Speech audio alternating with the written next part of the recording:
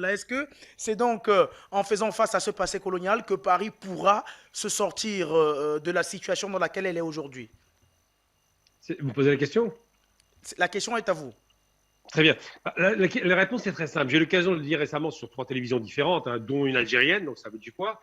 La problématique qui se pose, j'ai envie de dire aux Français, si je devais parler aux Français, si je devais parler à Macron, parce que j'ai une amie qui l'a accompagné dans son voyage, une amie députée algérienne, avec laquelle je vais discuter à son retour.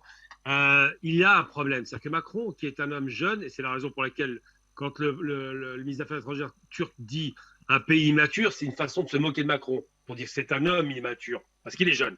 Eh bien, Macron se vante toujours de ne pas être un enfant de la guerre ou de la guerre d'Algérie. Très bien.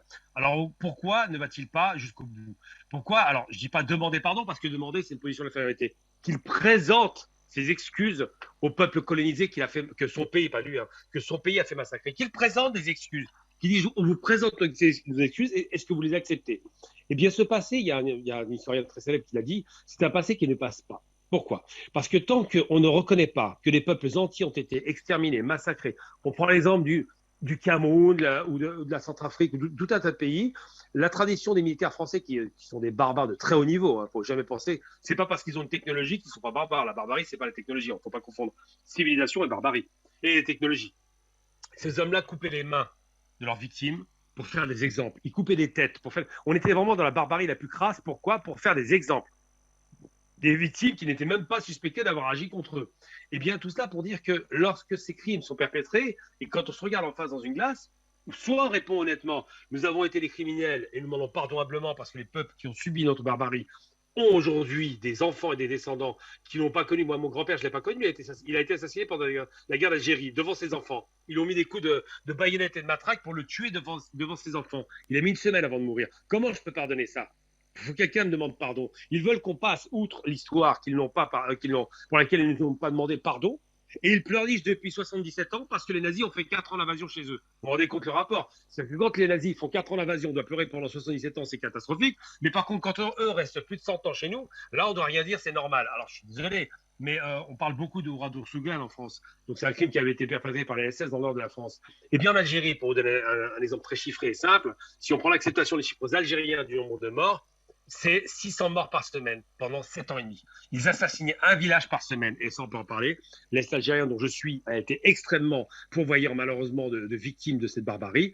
600 personnes par semaine, ça correspond à un Ouradour-sur-Glane. Ça signifie que les Français ont fait aussi bien que les nazis ou les nazis en URSS. Chaque semaine, on avait un village qui disparaissait.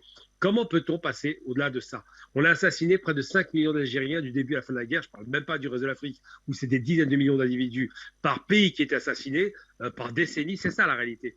Eh bien, si les Français ne sont pas, je parle de Macron, s'il n'est pas capable d'avoir cette maturité politique de dire face à la racaille de chez lui, la racaille, j'utilise le terme, hein, de droite et d'extrême droite, et j'utilise le terme, je répète 2 fois, et 3 fois, la racaille des politiques de France, et j'ai eu l'occasion de m'embrouiller souvent avec l'extrême droite à la télévision, face à Le Pen et face à toute sa clique d'incapables, s'il n'est pas capable de dire à cette racaille, nous demandons pardon aux pays qui ont été victimes de la barbarie coloniale française, eh bien, c'est qu'il n'est pas un homme courageux et c'est pas un homme de principe. Voilà, simplement. Donc, je dis à M. Macron, si ça se dit un jour, je finirai par rencontrer, dites à la racaille de chez vous que je ne vous écoute pas, parce que si vous prononcez cette phrase une fois, vous devenez un chef d'État qui va marquer l'histoire durablement et qui réglera la relation difficile entre la France européenne et la France de l'immigration qui est devenue française de fait du droit du sol. Voilà la problématique. Donc c'est vrai pour vous poser la question, pourquoi ça ne passe pas? Parce que le courage politique de ces hommes-là n'est pas au rendez-vous face à la racaille de droite et d'extrême droite, tout simplement.